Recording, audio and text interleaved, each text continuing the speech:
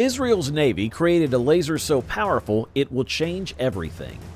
This tiny nation surprised everyone once more with its cutting-edge creations. We'll explain how this nation's laser military program came to be. How many challenges were there to overcome? What is the purpose of the Iron Dome? Why did it originally rise? And why was the iron beam added to it? How quickly will the Israeli army combat drones, mines, and missiles? Stay with us in this video till the end to learn about these things. And before we start, make sure you like and subscribe to this channel for more informative content. Israel is simply required to have the weapons it needs to properly combat an opponent that it is always at odds with, both in terms of numbers and the number of weapons. Given its three key advantages over other types of weaponry, the laser is the ideal anti-aircraft and missile defense weapon in this context. The first is the simplicity of targeting while in use, particularly against swift and agile opponents at close range. For example, aiming for a rocket that travels even at supersonic speed toward a target hundreds of kilometers away following a predetermined course is one thing. This is a different situation since the air defense system has enough time to target and fire an anti-aircraft missile. When the flight period of the same attacking rocket is computed in a few seconds when it maneuvers and when it is only a few miles away, its destruction is a far more challenging process. You don't need to calculate the lead while using laser weapons. Just consider where the adversary's missile will travel in a few seconds instead. Simply aim at the target and fire. The second benefit is the target's comparatively low cost. The Qassam missile, which the Arabs used to essentially batter Israel, was expensive. The cost of the Tamir missile from the Iron Dome missile defense system is about $80,000. No economy can exist if $80,000 are spent to ruin a few $100s. One shot from a laser weapon only costs a few bucks. The absence of recharging time is the third benefit. 20 Tamir missiles are housed in one launcher. It takes many hours to reload them after using them. The area that this battery shields becomes essentially defenseless during this period.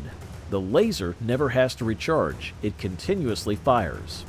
In other words, Israel needs a laser air defense system more than any other nation. Therefore, in the middle of the 1970s, Israeli experts began to study battle lasers. The IAI and Rafael firms participated in the research and development of the key components of such weapons. Additionally, inferences might be drawn and the possibilities for the overall path could be ascertained. The first gas dynamic laser, which had a power of roughly 10 kilowatts, was tested in a laboratory in 1976. Later, the creation of chemical-type systems was underway. As a consequence of this research, specialists have determined that a battle laser with the necessary properties can only be produced in the far future and only under favorable conditions, and they were correct in this assumption. 20 years later, in the middle of the 1990s, the Israelis began their second effort to develop laser weapons. In July of 1996, the United States and Israel decided to work together to create a potential combat laser complex. THEL or MTHEL, Mobile Tactical High Energy Laser, is the project's official moniker. The project's second name is Nautilus. It was intended to build a close-range missile defense and laser facility. The THEL or MTHEL complex was based on a deuterium fluoride chemical laser. This item was designed to have a maximum power output of 2 megawatts. Artillery rounds and unguided rockets may both be destroyed by this force while they are in flight. To ensure its effectiveness and the completion of the designated military duties, the laser itself required a variety of supplementary equipment. There were several challenges as the project developed. Although, during the testing of 2000 to 2001, the THEL complex was able to effectively kill 28 unguided missiles and 5 artillery shells flying along predictable ballistic trajectories in flight. The completion dates for the different phases were continuously pushing ahead. Due to its great complexity and expense and extremely small features, the military did not like it. In order to construct the Kaipat Barzil Iron Dome missile defense system, which kills targets in a time-tested manner with the aid of interceptor missiles, Israel withdrew from the MTHEL project in 2005. And now, more than 20 years later, a third effort to develop a laser weapon has been attempted.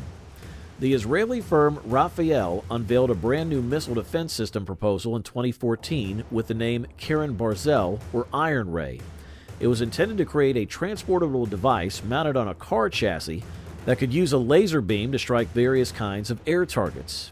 First of all, mines, shells, and rockets were to be the complex's primary objectives.